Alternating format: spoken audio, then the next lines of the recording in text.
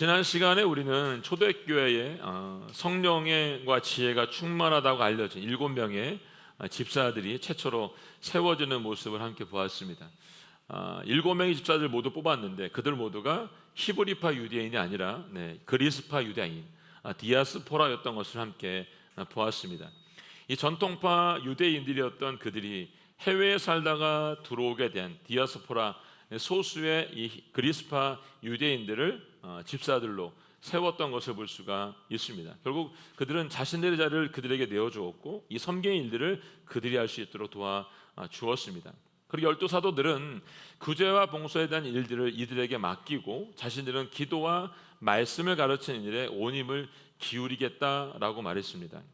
이 일이 있은 후에 하나님의 말씀은 계속해서 널리 퍼지게 됐던 걸 볼 수가 있고요. 그리고 예루살렘에 있는 제자들의 수도 더 많이 늘어나게 됐다라고 성경은 얘기합니다. 그뿐만 아니라 그리스파 유대인들이 집사로서 직분을 감당하게 되면서부터 수많은 제사장들의 무리들이 이 믿음에 순종하고 예수를 믿는 역사가 나타나기 시작했다는 거죠.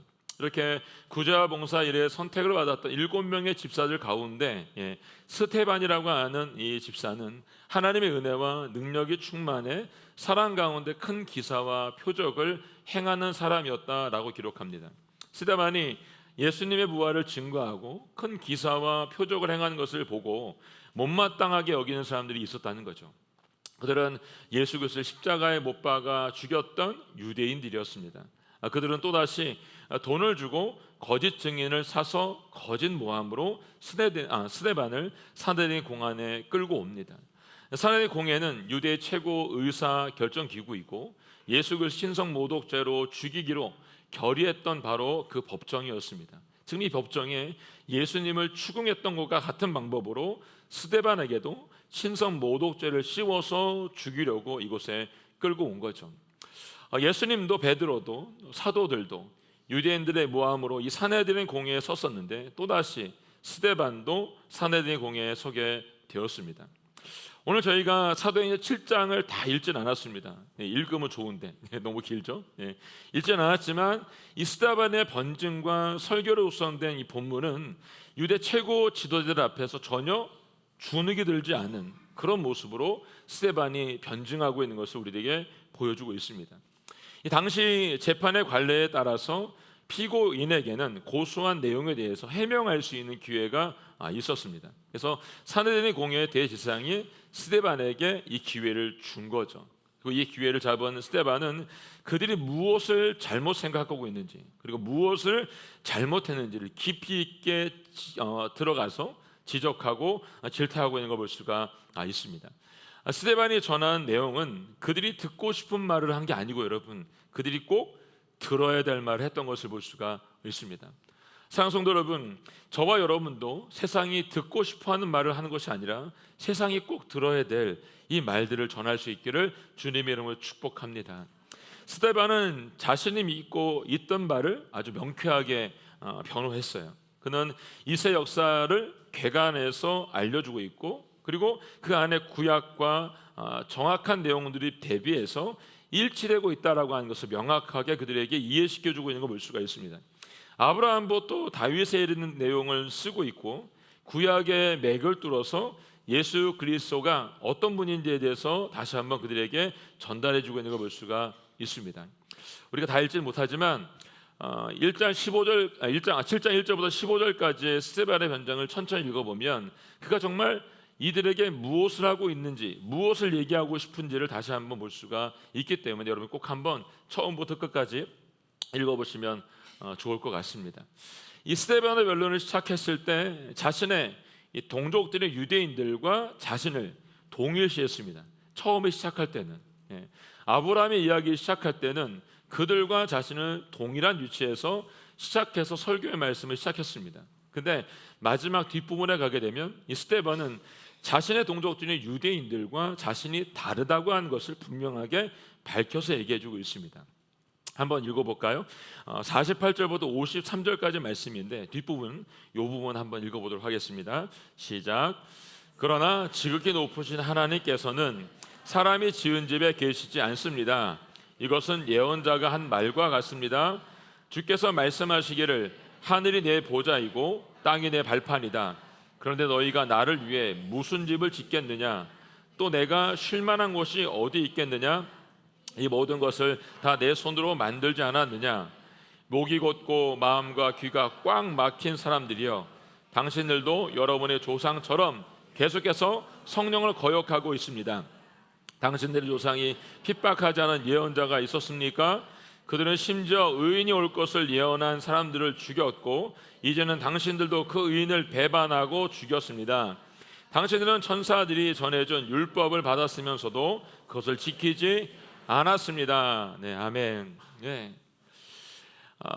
너희들이 나를 위해서 무언가를 했다라고 하지만 한 게 없다는 거예요, 여러분. 너희가 목이 곧고 마음과 귀가 꽉 막혀서 너희 조상들처럼 성령께서 너희에게 말하고 있는 이것을 거역하고 있다라고 말하고 있습니다. 그뿐만 아니라 당신들의 조상들이 핍박했던 예언자들이 있었던 것처럼 너희들에게 이 예언자가 왔음에도 불구하고 어떻게 했냐면 그를 배반하고 똑같이 그들처럼 죽였다라고 말하고 있습니다. 이 말씀이 천사들을 통해서 율법에 통해서 알려주었음에도 불구하고 너희는 계속해서 이것을 지키지 않고 있다라고 말했다는 것입니다. 이 말은 스데반 자신은 의의 길로 생명의 길로 가고 있는 반면에 너희들은 성령을 거역했던 조상들처럼 불의한 길을 가고 있고 죽음의 길로 가고 있다라고 날카롭게 그들을 지적하고 있는 겁니다. 그들은 이 땅에 오신 메시아를 거부하고 십자가에 못 박아 죽였지만 스데반 자신은 그분을 예수 그리스도로 구주로 영접하고 받아들였다라고 말하고 있는 것입니다. 이 말을 들었던 공회원들의 반응이 54절에 기록되어 있습니다. 54절 말씀 시작. 그들은 이 말을 듣고 화가 치밀어 올라 스데반을 보며 이를 갈았습니다. 네, 어떤 상황인지 잘 알겠죠, 여러분. 이와 동일한 반응을 보였던 곳이 어디 있냐면 사도행전 4장에 보게 되면 베드로와 요한을 신문했던 공회원들도 이와 같이 화가 났던 것을 볼 수가 있습니다. 공회원들은 스데반의 설교를 듣고 화가 치밀어 올랐고, 그리고 그들은 자신들이 갖고 있는 종교에 대한 생각에 대해서 전혀 바꿀 생각이 없습니다. 그래서 스데반의 말을 받아들이지 않고 있는 거죠. 왜냐하면 자신들의 지위와 자리, 기득권과 이익을 버릴 수가 없기 때문에 그들은 지금 자신들의 자리를 내려놓을 수가 없는 겁니다. 우리가 살고 있는 세상도 지금 본문의 세상과 별반 차이가 없는 것을 볼 수가 있죠. 당장 눈앞에 보이는 이익과 이 밥그릇을 빼앗게 하지 않으려고, 저 자리와 또 기득권을 빼앗기지 않으려고 멀리를 보지 못하고 있는 것입니다. 정치도, 경제도, 사회 이슈도, 젊은 층에 대한 고민도 짧게는 여러분 5년에서 10년을 봐야 되지 않습니까, 여러분? 멀게는 100년을 내다봐야 좋겠죠, 여러분. 그럼에도 불구하고 당장 눈앞에 있는 이익을 위해서 먹고 사는 문제로 인해서 멀리를 보지 못하고 있는 것이 안타까운 거죠. 우리는 계속 어떤 일만 하고 있냐면 불만 끄고 있습니다. 불나면 끄고 불나면 끄고 이런 상황 가운데 있죠, 여러분. 결국 당장에 보면 끌 수 있지만 여러분 나중은 더 어려운 상황이 반드시 될 것입니다. 스데반의 설교를 들었던 공회원들은 화가 치밀어서 지금 어떻게 하면 터지기 일보 직전에 와 있습니다. 아마 이럴 것 같아요. 너 한 번만 더 말해봐, 한마디만 더 해봐, 내가 가만두지 않을 거야. 이런 마음을 아마 가득했을 겁니다. 아마 상황이 그렇기 때문에 스데반이 보았을 때도 저들이 화가 났다는 걸 알고 있었을 겁니다. 그러면 이럴 때 세상적인 방법을 따지자면 지혜로 올리면 어떻게 해요, 여러분? 상대방이 화가 난 걸 보고서 어떻게 해요? 말을 멈추든지 말을 돌리든지 말을 아끼든지 아니면 그 자리를 피해버려야 되는 게 맞습니다. 그런데 스데반은 오늘 보니까 그렇게 하지 않습니다. 자신의 생명을 지키기 위해서 조금도 타협하지 않습니다. 스데반은 지금의 상황이 자신에게 불리할 것이라고는 이미 알고 있습니다. 그럼에도 불구하고 그는 누구만 바라보고 있냐면 주님만 바라보고 이 일을 행하고 있는 걸 볼 수 있는 거죠. 자, 55절, 56절 말씀 함께 보겠습니다. 55, 56절 말씀 시작. 그러나 스데반은 성령으로 충만해 하늘을 우러러 하나님의 영광과 예수께서 하나님 오른편에 서 계신 것을 보고 이렇게 외쳤습니다. 보십시오, 하늘이 열리고 인자가 하나님 오른편에 서 계신 것이 보입니다. 아멘. 어디 한마디만 더 해봐 라고 벼르고 있는데 스데반이 거기다가 지금 기름을 확 부었어요, 여러분. 지금 예수님이 살아나셨음을 전하기 위해서 스데반은 상대방의 반응이 중요하지 않아요. 이 복음을 전하기 위해서 예수님이 살아나셨다고 하는 것, 부활하셨다는 이 내용을 전하기 위해서 그는 지금 상대방이 화가 나는지 중요하지 않아요, 여러분. 성령님은 모든 그리스도인과 함께 하시는 분이시죠, 여러분. 함께 하신다고 모두가 성령 충만한 건가요, 여러분? 모두가 성령 충만하지 않습니다. 성령 충만하다는 것은 지금 내가 누구의 지배와 누구의 통치를 받고 있느냐에 따라 알 수 있습니다. 내가 지금 세상의 통제와 지배를 받고 있다라고 한다면 이 사람은 성령 충만한 사람이라고 할 수가 없는 거죠. 이런 사람들은 내가 지금 누구를 만나고 있느냐, 어디에 있느냐가 중요합니다. 왜 그 일을 해야 하느냐 등등 당장 해결할 수 없는 문제들 때문에 고민하고 있습니다. 그리고 그 일이 조금만 잘 풀리면 기분이 좋았다가 조금만 문제가 발생하면 낙담하고 좌절하는 걸 볼 수가 있습니다. 그러나 성령의 통제와 지배를 받고 있는 사람은 여러분, 그 사람은 성령 충만한 사람이기 때문에 성령의 통제를 받고 살아가게 되는 것입니다. 그러면 상황과 환경이 그 사람에게 그닥 큰 문제가 되지 않습니다. 지금 스데반이 바로 그 상황입니다. 상황과 환경이 중요한 게 아니고 지금 복음의 메시지를 전하는 것이 스데반에게 더 중요한 사건입니다. 그리고 성령 충만한 스데반이 사내되는 공의 원한 앞에서 신문을 받고 있지만 위협을 당하고 죽음의 위협 가운데 있는 상황이지만 그럼에도 불구하고 자신이 무엇이 중요한지를 알고 있었기 때문에 그가 이렇게 말한 거죠. 보십시오, 하늘이 열리고 인자가 하나님 오른편에 서 계신 것이 보입니다 라고 말하고 있습니다. 성령 충만한 스데반은 지금 거침이 없습니다. 자신이 보고 있는 것을 그들을 향해서 외치고 있습니다. 자신을 구원해 주신 분, 자신을 영원한 길로 인도해 주신 분이 하나님 오른편에 서 계신 것을 바라보고 지금 외치고 있는 것입니다. 스데반의 이 외침은 이 말을 듣고 있는 그 공회원들에게 이렇게 말하는 것 같습니다. 너희가 돌이켜서 예수 그리스도를 만나고 다시 회개해야 된다라고 선언하고 있는 것 같습니다. 그럼에도 불구하고 그들은 눈이 가리워져 있기 때문에 볼 수가 없는 거죠. 오히려 스데반이 이 소리를 전하게 되자 공회와 유대인들이 이렇게 반응하고 있습니다.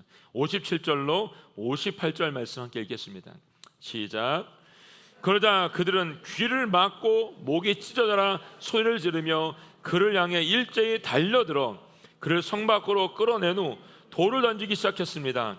한편 목격자들은 자기들의 옷을 벗어 사울이라는 청년의 발 앞에 두었습니다. 아멘.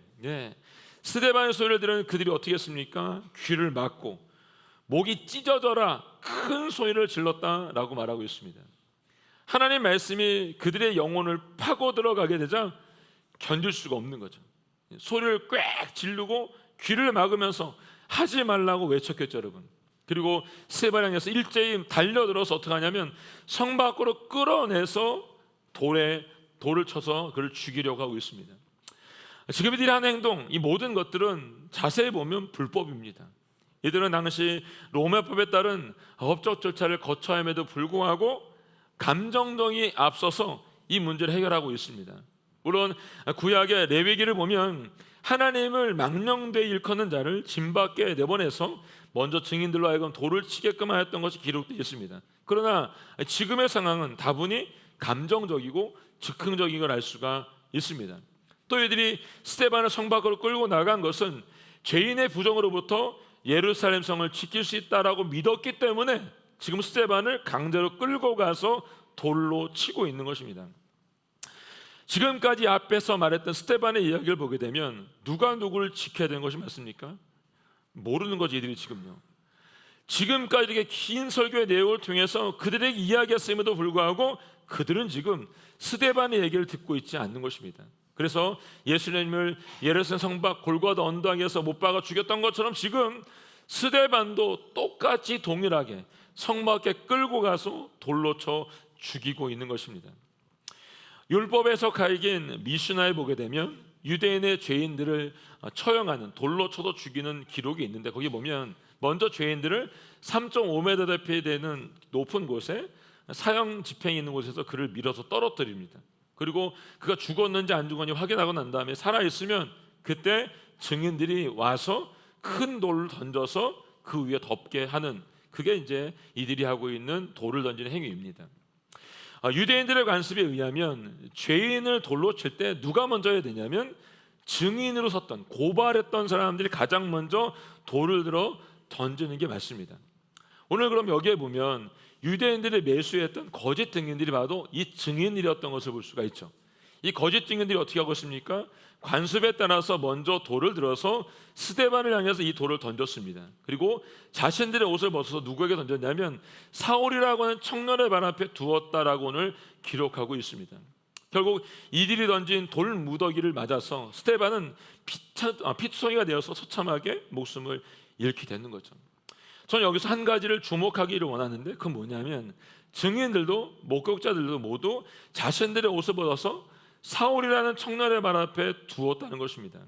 이 말은 청년 사울이 이 부정한 사형 집행을 어디서 보고 있냐면 가장 맨 앞에서 이거를 보고 있다라고 하는 의미가 됩니다. 옷을 벗어서 던지고 있는 그 맨 앞에 누가 있냐면 사울이 있는 것을 볼 수 있습니다. 그래서 사울은 스데반이 돌에 맞아 죽는 처음부터 마지막까지의 과정을 똑똑하게 보고 있는 것입니다. 아주 생생하게 보고 있는 거죠. 신음소리 하나하나 소리가 들리고 여러분 돌에 맞아 피가 튀는 모습 하나하나가 머릿속에 각일될 줄로 보았을 것입니다. 뿐만 아니라 스데반이 남긴 마지막 유언과도 같은 말을 생생하게 그가 전하고 있는 것을 볼 수가 있는 거죠.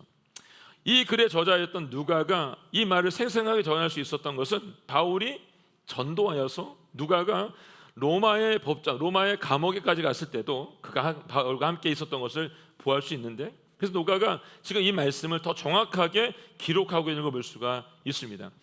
바울이 보았던, 사울이 보았던 그 장면을 누가가 지금 아주 생생하게 기록하고 있는 부분이 59절, 60절의 말씀입니다. 함께 읽어볼까요? 시작. 그들이 돌로 칠 때 스데반은 주 예수여 내 영혼을 받아주소라고 기도했습니다. 그러고 나서 스데반은 무릎을 꿇고 큰 소리로 주여 이 죄를 저 사람들에게 돌리지 마소서라고 외쳤습니다. 이 말을 끝낸 후 그는 잠들었습니다. 아멘. 네.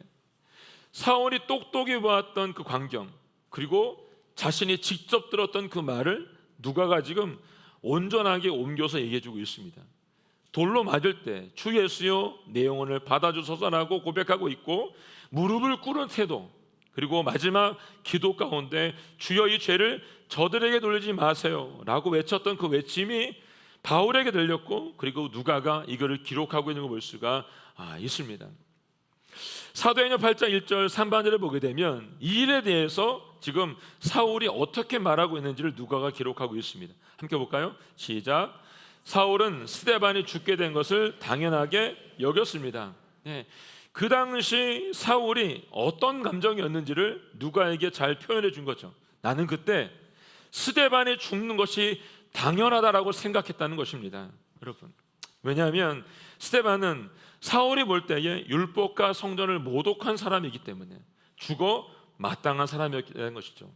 이 이후에 사울은 대제사장에게 조서를 보내서 어떻게 합니까? 예수 믿는 자들을 잡으려고 다메섹까지 가게 되었던 것을 볼 수가 있습니다. 이런 사울의 입장에서 본다면 스데반은 반드시 죽어야 되는 사람이 맞습니다, 여러분. 그런데 아이러니하게도 여러분, 이것이 사울을 향한 하나님의 계획이라는 것을 우리는 이 말씀을 통해서 볼 수 있습니다. 그동안 우리들은 바나바가 등장할 때, 그리고 가말리엘이 등장할 때마다 나눈 내용이 있습니다. 그것은 바나바가 등장할 때 초대교회에는 많은 사람들이 자신이 가진 재산을 가지고 모든 것을 나누며 살았습니다. 서로 아낌없이 나누며 살았던 그들의 이름이 어디에도 기록되어 있지 않습니다. 그런데 그 많은 사람들 중에 유독 누구만 기록됐다 그랬어요, 여러분? 바나바만이 기록되어 있다고 했습니다. 이유가 있다 그랬죠, 여러분. 바로 바울이 바울 되는데 큰 역할을 감당했던 사람이 바로 바나바였기 때문에 그렇습니다. 사울이 다메섹에서 예수님을 만나서 눈을 뜨고 사역을 시작했을 때 아무도 그를 믿어주지 않았다는 것입니다. 그가 아라바 강야에서 3년의 시간을 보내고 예루살렘에 돌아왔을 때 그를 반겨주는 사람 또한 아무도 없었습니다. 그때 사람들은 사울이 거짓말을 하고 있다고 생각한 거죠. 거짓 회심을 하고 모든 사람을 다시 잡아갈 거라고 생각했다는 것이죠. 그때 바나바가 나서서 보증을 서주게 되는 걸 볼 수가 있습니다. 또 사울이 자신을 죽이는 사람들을 피해서 고향으로 돌아가 13년간을 칩거하며 살아가고 있을 때 사울을 다시 그곳에서 끄집어낸 사람이 누구냐면 바로 바나바였습니다. 그리고 바나바와 함께 첫 선교 여행을 떠났던 사람도 역시 바나바였습니다. 이처럼 사울의 인생 가운데 바나바가 빠지면 사울이 바울될 수가 없는 거죠. 사도행전도 서신서들도 없을 겁니다.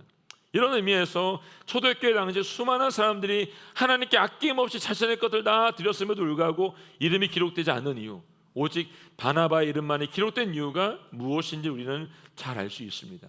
그리고 오늘 7장에서도 여러분, 스데반이 죽고 있는 현장에 여러분, 모였던 사람들이 산에된 공여원, 대상들과 고발자들과 거짓 증인들과 방청객까지 아마 합치면 100명이 넘는 사람들이 거기 모두 모여 있었을 것입니다. 그 많은 사람들 중에 어느 사람의 이름도 없습니다. 대상의 이름도 여러분, 공여원의 이름도, 제사장의 이름도, 고발자 이름도, 거짓 증인의 이름도 어디에도 기록되어 있지 않습니다. 그렇지만 오직 한 사람의 이름만 기록되어 있습니다. 사울입니다. 이유는 바나바를 택한 것과 같은 이유입니다. 사울은 온 열방을 구원하기 위한 하나님의 구원 계획 속에 스데반의 첫 순교를 그가 보게끔 하나님께서 만드셨습니다. 그리고 이것을 온몸으로 그가 느끼게 하신 거죠. 사울이 스데반의 순교 현장을 가장 가까운 곳에서 보았을 때 분명 그는 엄청난 충격을 받았을 것입니다. 왜냐하면 돌에 맞아 피투성이 되어 죽어가면서도 예수 그리스도에 대한 믿음을 바꾸지 않았기 때문에 그렇습니다. 오히려 예수 그리스도께 자신의 영혼을 맡기고 있는 스데반의 최후의 모습은 예수 그리스도를 부정하였던 사울에게는 오히려 큰 충격에 빠지는 사건이었습니다.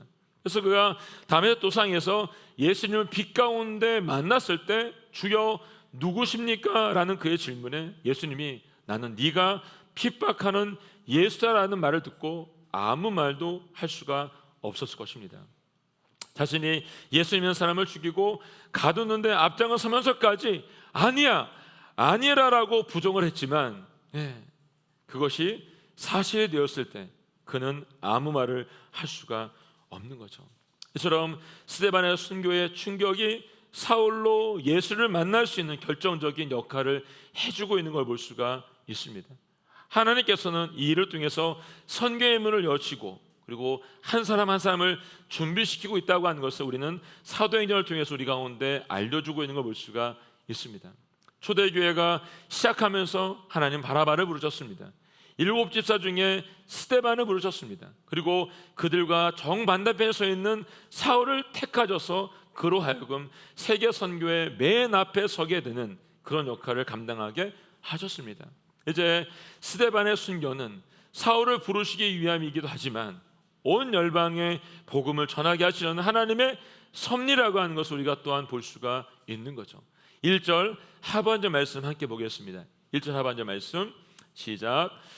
그 나라 예루살렘 교회에 큰 핍박이 일어나 사도들을 제외한 모든 사람들이 유대와 사마리아 뿔뿔이 흩어졌습니다. 아멘. 여기 그날에라고 하는 이 날은 어느 날입니까 여러분? 스데반이 순교한 날을 말해주고 있습니다. 스데반이 순교한 날 여러분, 큰 핍박이 일어나서 사도들을 제외한 모든 사람들이 유대와 사마리아 뿔뿔이 흩어지게 됐다라고 말하고 있습니다. 결국 이 스데반의 순교는 사울이 나타나게 하는 결과가 되었고 또 이 스데반을 순교를 통해서 예루살렘 교회가 안주하고 있었던 그 모습에서 주님의 부르심이 무엇인지를 깨닫고 다시 나가는 시간이 될 수 있었습니다. 이유는 사도행 1장 8절에 나와 있는 것처럼 그러나 성령께 너에게 오시면 너희가 권능을 받고 예루살렘과 온 유대와 사마리아 땅까지 이르러 내 증인이 될 것이다가 이 말씀, 이 말씀을 이루시기 위하신 것이죠. 예루살렘 안에서 사람의 숫자가 늘어나고 그리고 제사장들이 예수를 믿게 되는 사건이 점점 늘어나고 있음에도 불구하고 그들이 그곳에 안주하고 있었다고 한다면 이 말씀은 이루어질 수가 없는 말씀이죠. 그래서 하나님은 어떻게 하십니까? 강저 이들을 흩으시고 있는 거죠. 어떤 사건을 통해서? 스데반의 첫 순교의 사건을 통해서 강권저 이들을 흩어버리셨던 걸 볼 수가 있습니다. 2000년 전에 이 일이 이루신 성령님께서는 지금 어디 계십니까? 바로 저와 여러분 안에 지금도 살아 계십니다. 그분은 성령 충만함으로 여러분 안에 계시기를 원합니다. 저는 여러분과 제 삶 속에 이 성령 충만한 삶이 일어나기를 원합니다. 이 성령 충만한 사건을 통해서 주님 말씀한 그 명령 가운데 나아가기를 예수님의 이름으로 선포합니다. 하나님께서 저와 여러분 삶 속에 바나바가 되어주시고 스데반 우리 가운데 보내주실 것입니다. 또 바울도 보내주실 거라고 저는 믿습니다. 그때 우리는 서로에게 바나바가 되어주고 바울이 되어주고 스데반이 되어줄 수 있기를 원합니다. 혹이라도 내가 준비하지 못해서 하나님의 선교에 누가 되지 않도록 우리가 지금부터 하나하나 준비해 나갈 수 있기를 원합니다. 다산 예배당에 우리가 갔을 때에 서로에게 바나바가 되어주고 서로에게 스데반이 되어주고 또 누군가의 바울이 되어줄 수 있는 축복이 우리 모두 가운데 있기를 원합니다. 내 삶이 내 것이 아니라 성령 충만한 가운데 나아가서 하나님께 말씀한 그 삶을 살아내는 축복이 여러분과 제 안에 있기를 원합니다. 스데반에 대해서 알프레드 데니스 경이라는 사람이 이렇게 썼습니다. 저주의 소리를 듣고 조롱당하며 돌에 맞아도 그는 욕설에 귀 기울이지 않았고 한가한 신음소리에 마음을 팔지도 않았다. 오히려 하늘을 바라보며 은혜로 충만하여 기도했다. 그리고 행복한 곳으로부터 하나님의 영광이 그의 얼굴에 쏟아졌다라고 썼습니다. 여러분, 우리 가운데 세상의 소리가 들려질 때 여러분 그 소리에 귀 기울이지 마시고 오늘도 하늘을 바라보고 그 은총의 충만함으로 기도할 수 있기를 원합니다. 하나님 여러분들에게 행복한 곳, 기쁜 곳, 주님이 부르신 하나님 영광 가운데 나아가기를 원하고 있습니다. 이 자리가 여러분과 제 자리가 될 수 있기를 예수님의 이름으로 선포합니다. 아멘. 함께 찬양하고 기도하도록 하겠습니다. 오늘 찬양은 주님 말씀하시면 내가 나아가겠습니다. 주님의 뜻이 아니면 내가 멈춰 서겠습니다. 내가 가고 서는 것 주님의 뜻 안에 있으니 하나님 아버지 나를 이끌어 주십시오. 이 시간 주님께 드리고 함께 기도하도록 하겠습니다.